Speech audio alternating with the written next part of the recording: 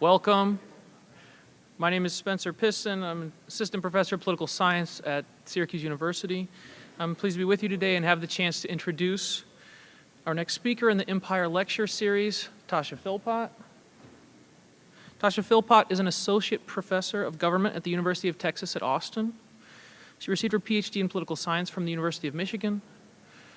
Her work has been supported by the National Science Foundation and has been published in the American Journal of Political Science, Journal of Black Studies, PS Political Science and Politics, Political Behavior, Public Opinion Quarterly, National Political Science Review, and the Journal of Politics. Her topic today is Between a Rock and a Hard Place, Black Conservatism and Racial Consciousness in the Age of Obama. She will explore how blacks negotiate between their ideology and group consciousness, particularly when faced with a political situation that puts those predispositions in direct odds with one another. So please join me in welcoming Tasha Philpott.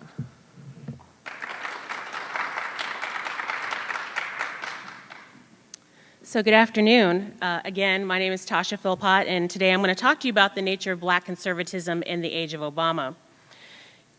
Looking simply at voting behavior of African Americans in the last two presidential elections, we might conclude that Black America supports President Obama unconditionally and that there really isn't much else to know. I argue, however, that the story is a bit more complex than that. More specifically, I argue that there's increasingly a segment of the black electorate that both identifies as conservative and holds conservative ideals. But because of the historical legacy of race in the two parties, their choices are constrained. As the title of the talk suggests, these black conservatives are caught between a rock and a hard place, feeling a tension between their conservatism and their group consciousness. Over the course of the talk, I will provide evidence of this tension and discuss its implications.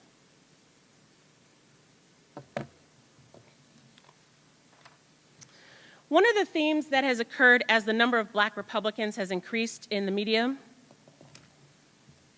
has been the eventual disillusionment of these Republicans with the Republican Party over the issue of race. Black Republicans from J.C. Watts to Colin Powell have voiced their concern over their party's position on racial issues. This has led to a feeling of alienation among many black Republicans within the party's ranks. That's not to say that all black Republicans have felt disappointed with the Republican Party, but certainly there are a number of black conservatives who believe that race is important, but nevertheless have pledged their allegiance to the Republican Party based on their conservative issue positions.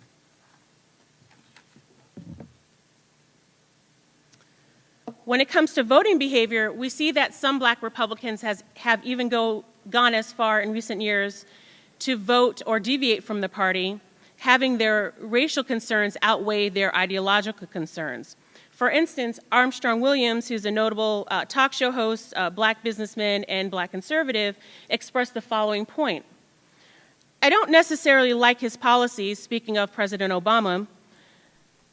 I don't like much that he advocates, but for the first time in my life, history thrusts me to really seriously think about it. Williams, who followed this statement with, I can honestly say I have no idea who I'm going to pull that lever for in November, was not alone in his ambivalence. For instance, General Colin Powell, who served as Secretary of State under Republican President George W. Bush, reported voting for President Obama in both 2008 and 2012.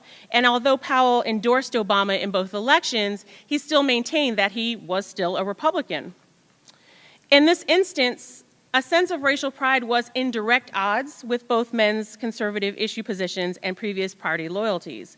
And yet they were at least willing to consider straying from the traditional voting pattern in favor of voting for a candidate who was at a minimum a symbolic representation of what was best for the race.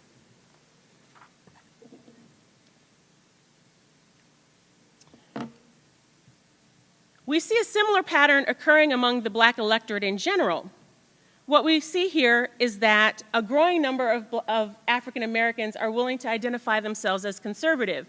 Certainly over the last few decades, no less than 30% of African Americans were willing to self-identify themselves as conservative. But at the same time, no more than 10% of African Americans were willing to identify themselves as Republican.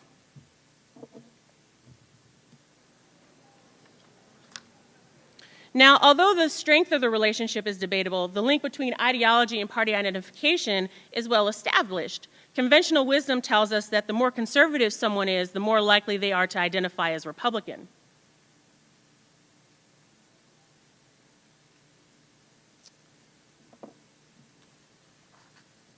What's puzzling is that relationship isn't occurring among African Americans, and that deviant relationship is occurring at the same time that the correlation between ideology and party identification has been increasing among the rest of the electorate. Among blacks, the correlation between party identification and ideology has remained consistently low, ranging from 0.16 in the 70s to 0.20 in the 1990s. Currently, the correlation among blacks is 0.19, approximately 1/3 of that of whites. As a point of comparison, the correlation between Latinos' party identification and ideology was consistently low and on par with blacks throughout the 70s, 80s, and 90s, but by 2000s, the correlation had increased to 0.34, so about 0.16 percentage points higher than that of blacks. What this suggests is that blacks truly are the exception to the rule when it comes to the realignment of ideology and party identification. Not only does this affect the correlation, not only does blacks' ideology weakly correlate with their party identification, we see this play out in terms of voting behavior as well. So if we look at 2008 voting returns, or reported voting returns, what we see here is that blacks, regardless of ideology, report voting overwhelmingly for Obama, where for whites, you see the expected relationship. If you are liberal, you are much more likely to vote for Obama than if you are conservative. In 2012, I guess the novelty wore off a little bit, where conservative blacks were just slightly less likely than they were in 2008 to vote for Obama, but still you see that, close to 90% of black conservatives voted for Obama, whereas less than 20% of conservative whites voted for Obama. So what's going on here? Or in other words, why are black conservatives behaving so differently than white conservatives? The answer is that there exists a subset of black conservatives who, like other conservatives, emphasize morality and religion, self-reliance, and are anti-government, but at the same time exhibit high levels of black pride and believe in self-determination, black self-determination. I argue that because of their unique position at the intersection of race and ideology, these Afrocentric black conservatives, or black conservatives with high levels of racial group consciousness, often experience a tension between their conservative ideals and policies and candidates that are deemed best for African Americans. Ultimately, their group consciousness wins out and Afrocentric black conservatives vote Democratic, masking the heterogeneity in black politics that lies just beneath the surface.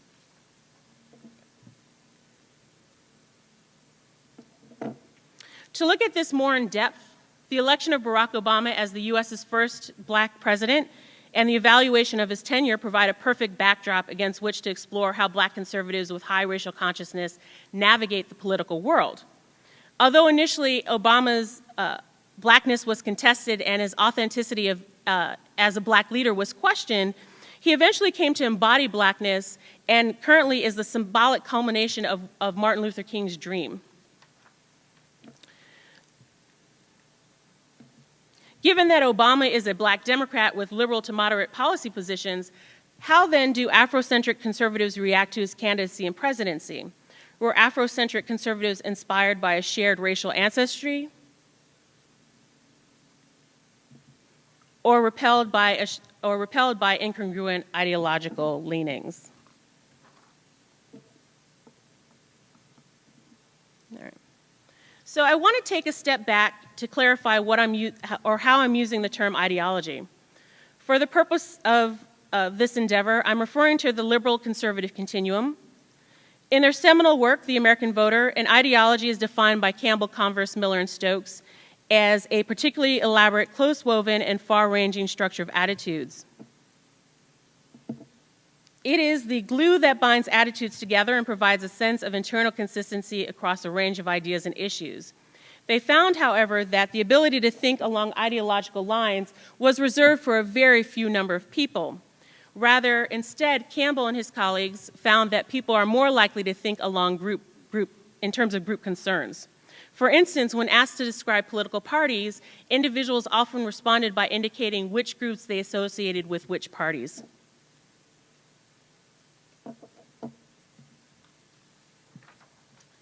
The discussion of group-relevant considerations in making political evaluations, inferences, and decisions is particularly relevant for today's endeavor. One way to think about the puzzle posed earlier is in terms of why Black conservatives continue to support the Democratic Party and its candidates despite not sharing a common ideology. The answer would be that for some conservatives, the interests of the race matter more than ideological ideals. Why and how this occurs is explained in The American Voter. Campbell and colleagues argue that psychological identification with a group helps explain why individuals abide by group standards. Furthermore, when explaining group-based political action, proximity matters. That is, as proximity between the group and the world of politics increases, the political distinctiveness of the group increases.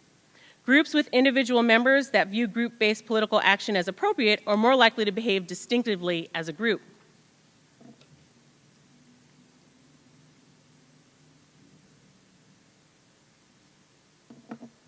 As an attitude construct, then, group consciousness combines the identification and proximity discussed in The American Voter needed to restrict deviant group behavior, particularly as it relates to political evaluations. We would expect those Blacks with high group consciousness to adhere to the group, while those with low group consciousness to be more likely to deviate from the group in terms of political actions and behaviors.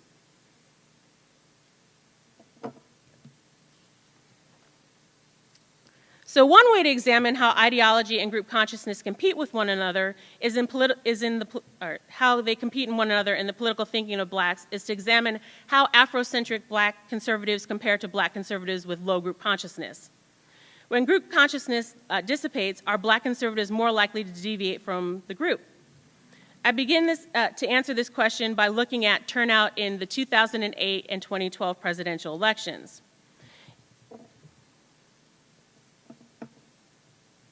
The historic election of Barack Obama in 2008 as the U.S.'s first African-American president could largely be attributed to the increased voter turnout among Blacks.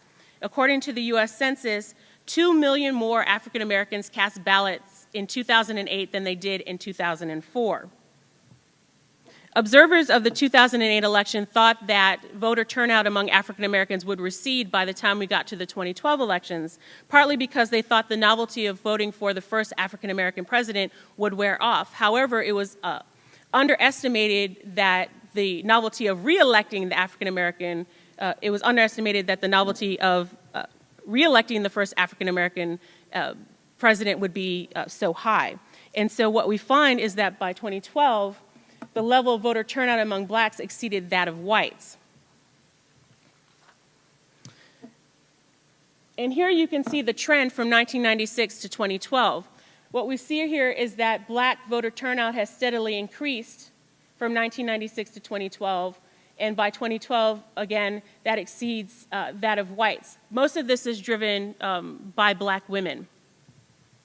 So in order to examine whether Black conservatives were similarly energized by the vote, by voting for Barack Obama in the 2008 election, I rely on survey data, and this is data that I collected myself in an original survey source in 2010. And as part of the study, respondents were asked whether or not they recall voted in the 2008 presidential election.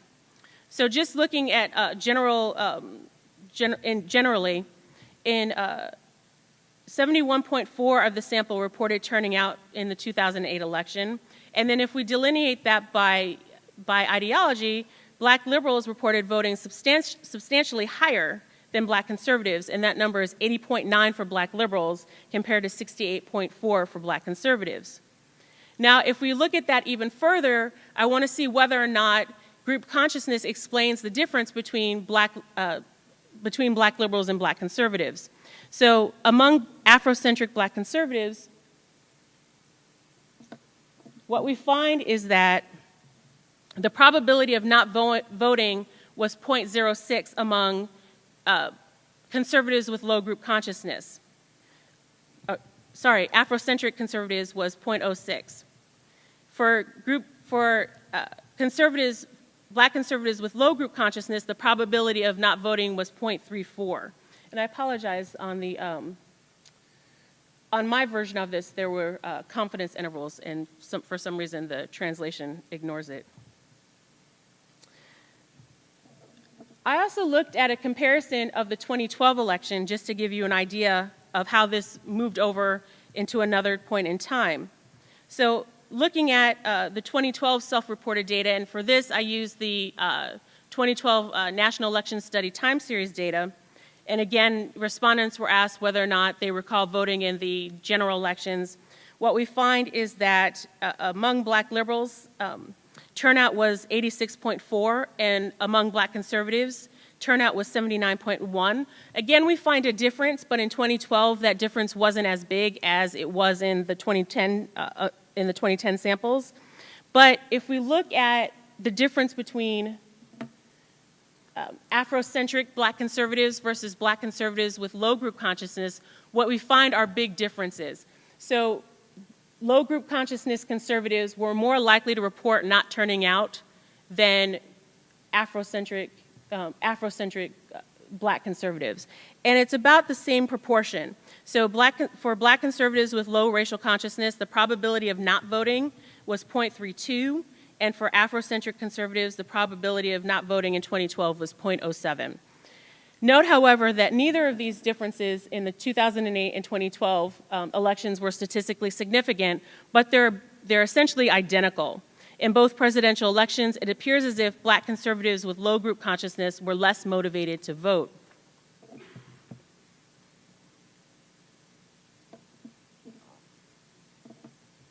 To sum this part of the presentation, Blacks responded to mobilization efforts in 2008 and 2012 by turning out in record numbers to vote for the nation's first African-American president. Taken together, however, the results from the 2010 and the 2012 data suggest that not all Blacks were equally motivated to cast ballots. Conservatives with low group consciousness who neither shared a common ideology with Obama nor affinity for the race were less likely to vote. In contrast, Afrocentric conservatives may not have shared Obama's policy positions, but were nevertheless inspired by seeing a co-ethnic on the ballot.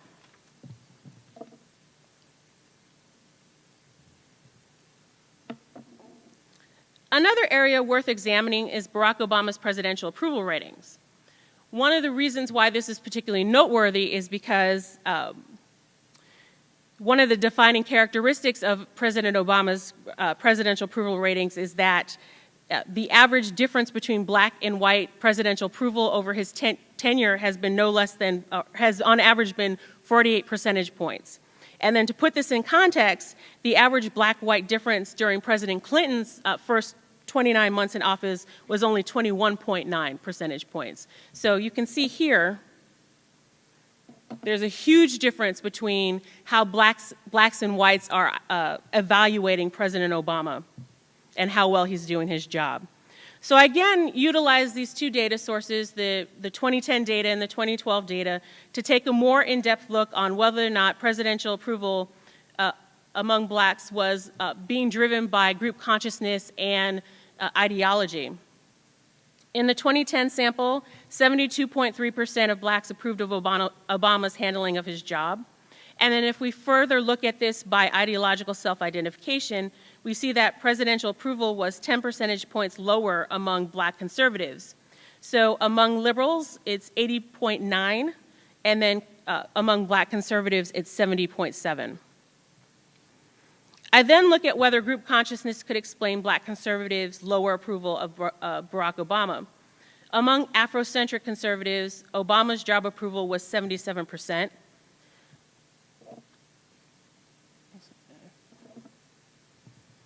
His approval among Black conservatives with low group consciousness was 68%. And this difference, which is about 9 percentage points, was not statistically significant. As a point of comparison, we look at 2012. The first notable difference between 2010 and 2012 was that Obama's overall approval ratings among blacks was much higher by the time we get to his reelection. During the midterm, it was 92.9 compared to the 72.3. Among black liberals in the 2012 sample, his presidential approval was 96.9%, so incredibly high. His approval among black conservatives was 8 percentage points lower at 88.7. And then if we looked at the predicted approval ratings by levels of group consciousness among black conservatives, what we see are that Afrocentric black conservatives had higher approval of Obama than low group consciousness black conservatives. So Obama's approval among Afrocentric conservatives was 95.8, and then among black conservatives with low group consciousness, it was 77.4. And those differences were statistically significant. So what we know about presidential approval during Obama's era was that his approval ratings have been very high among African Americans, especially if we compare them to whites. Note, though, that if Obama's support among blacks is partly driven by a rally around the brother effect, the idea that support for Obama is heightened when he's attacked by his political opposition, then it makes sense that support would wane during a period when he's not up for re-election. And the threat against him was comparatively lower. During this time, group consciousness would not be activated, and the division between Afrocentric black conservatives and conservatives with lower group consciousness would be minimal. During the 2012 election, when Obama was in direct competition with his electoral opponents, group consciousness became salient to political evaluations. Here's where you see clear differences between Afrocentric black conservatives and those conservatives with low group consciousness. While black conservatives gave President Obama the lowest approval ratings he experienced among blacks, Afrocentric conservatives' evaluations of him were on par with that of black liberals. So finally, I want to share with you evaluations of the opposition.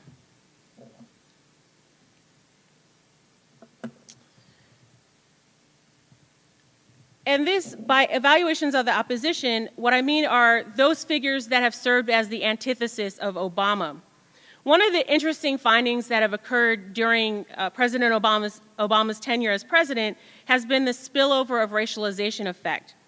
That is that not only has Obama as a figure become racialized, but issues, those particularly that are ostensibly non-racialized, have become racialized. And this has also trickled over to people, whether that be people associated with Obama and his camp, or even his opponents have also become racialized. So here I'm looking at to what extent spillover racialization effects were contingent on ideology and levels of group consciousness. In particular, I'm going to be looking at three figures, Sarah Palin, George W. Bush, and Mitt Romney.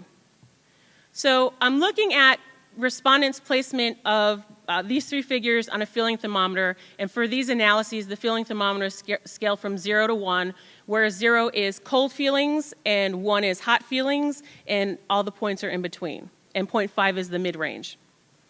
So on a feeling thermometer, in general, blacks place Sarah Palin at 0.25, so not particularly warm towards her. And if we break this down further by ideology, black conservatives have slightly warmer evaluations of Palin, with placing her at 0.34, compared to black liberals who place her at 0.22. Now, if we look at this just among black conservatives, oh, gee whiz. Sorry, I spent so much time on these graphs. All right. So if we look at this further by group consciousness just among black conservatives, what you find is that among low group consciousness black conservatives, her feeling thermometer is at about 0.45, which is the neutral spot, and then Afrocentric black conservatives are at 0.23. So, but this difference is just shy of conventional levels of statistical significance. Moving over to George W. Bush, again, in general, his placement on a feeling thermometer among blacks is about 0.25, so feelings of coolness, although certainly not at their very lowest, which was almost close to 0 at one point. And then further looking at this by ideology, what we see is that black liberals' mean placement of Bush is 0.22, while black conservatives place him at 0.29. A more interesting difference emerges when we examine Bush's evaluations by ideology and group consciousness. Afrocentric Black Conservatives place him at 0.21. In contrast, Black conservatives with low group consciousness place him at 0.41, and this difference is statistically significant.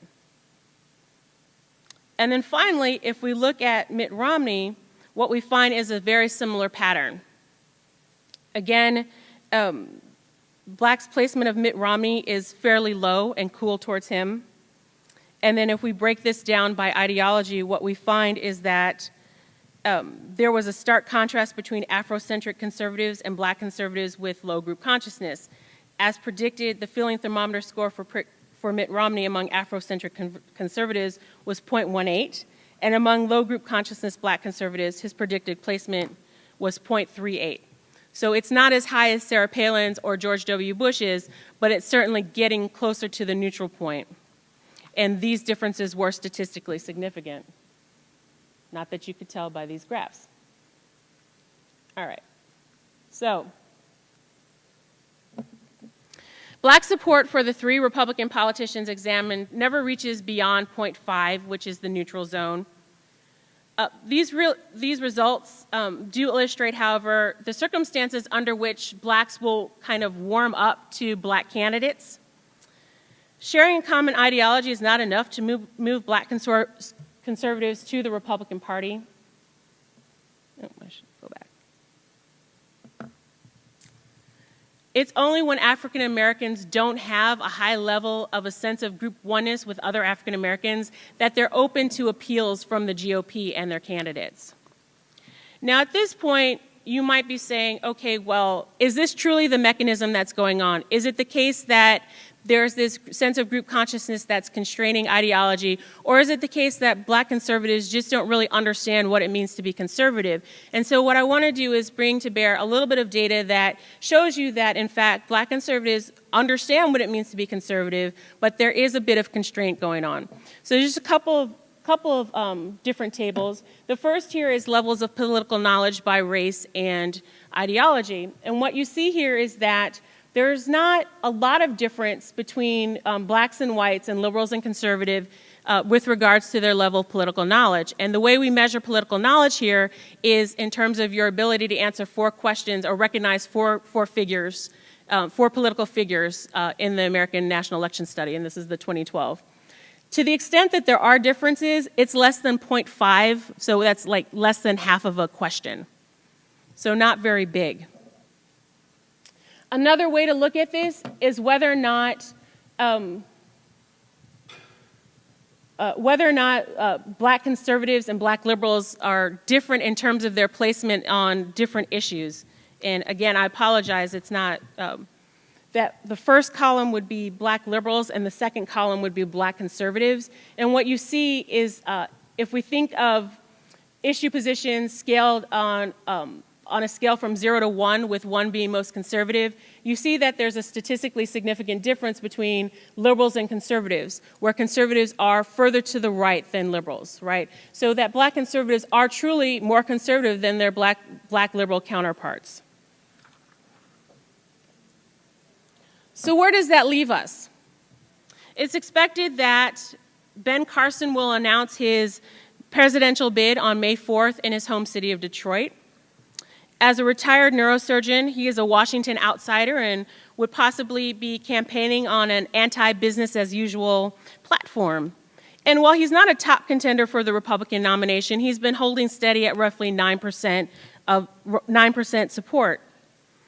As so far the only African-American potential GOP presidential candidate, Ben Carson's nomination has uniquely positioned him as potentially the only candidacy that vies for Hillary Clinton or whoever becomes the Democratic nominee's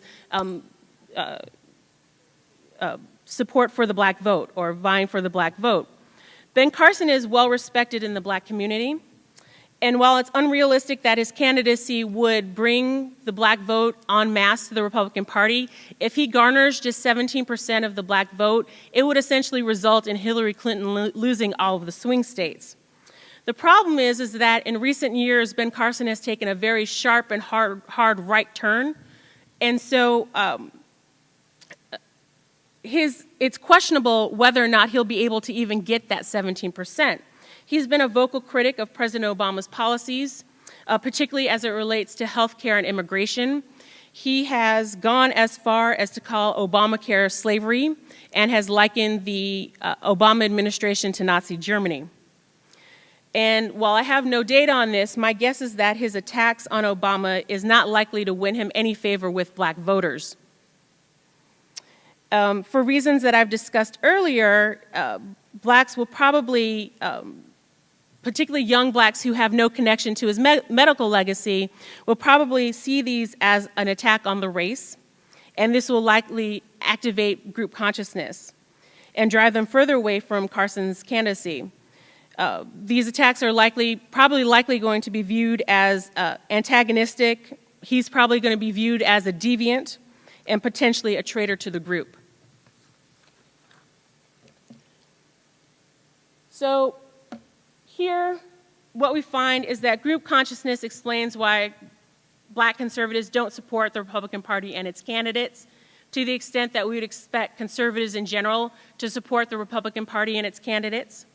Even more specifically, high group consciousness explains why some black conservatives were equally as excited by a Democratic presidential candidate as black liberals.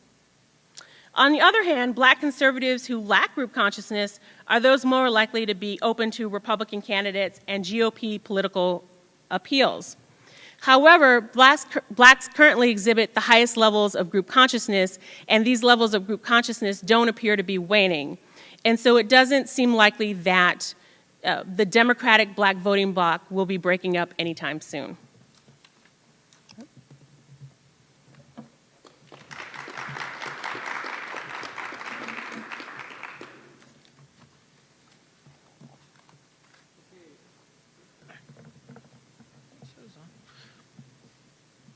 We have time for one question. Yes.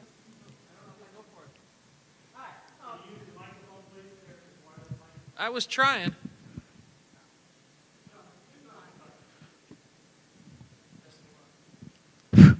Hi, thanks, Tasha. That was really interesting. So I have a question about what you didn't do, since I'm totally persuaded by what you did do. So I'm going to ask Sure, yeah. Perhaps slightly unfair extension. If I remember right, 2008 and 12 ANES has a linked fate question not only for blacks but also for whites, Latinos, gender, and sort of other people. So at least the evidence exists, I think, for my question. Whether you've done it or not is part of what I'm asking.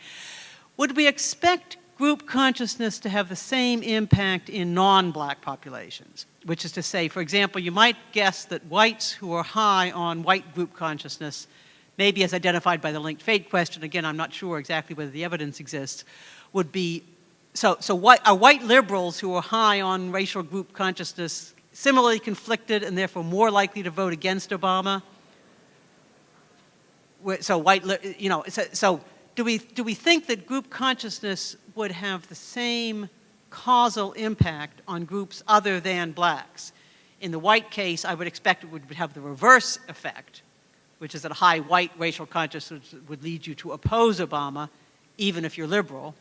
Latinos, I can't quite figure out what I would expect. Sort of high group consciousness among Latinos might make them more pro-Obama, even if they're Republicans or ideologically conservative, if you think that sort of Latino-Black alliance is a central part of this political story. So the broader question is, do you think that kind of the relationship between ideology and group consciousness, or the way it created a conflict around the Obama election, would provide the same kind of causal story, even if the outcome were different, if you looked at white group consciousness among liberals and Latino group consciousness? So the way I define group consciousness, and this is part of a larger project, is not simply just the linked fate variable, but the broader definition of group consciousness in the sense that it has to do with being a subordinate group and having a power differential in larger society. So it simply doesn't translate across groups because it has to be very context and historical specific. Now, among whites... Would it work for Latinos, given your definition? Well, I'll get to that in a second. So if we want to think about it in terms of whites, it's not that there doesn't exist a group consciousness among whites. It's just that it has to be when the status quo is threatened to a certain extent.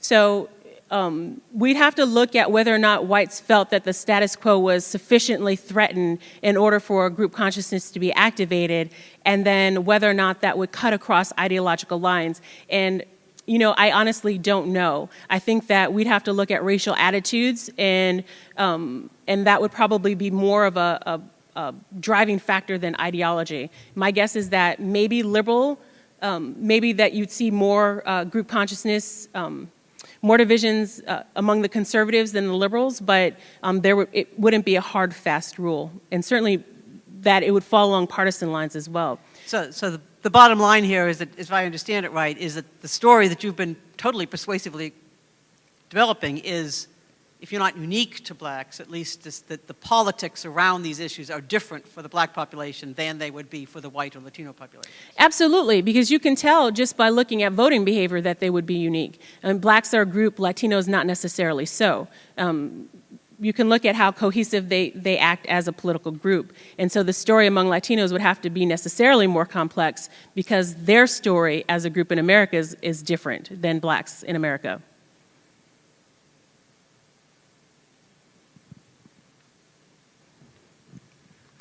Thank you, everyone, and please join me in congratulating Tasha Philpott on a wonderful presentation.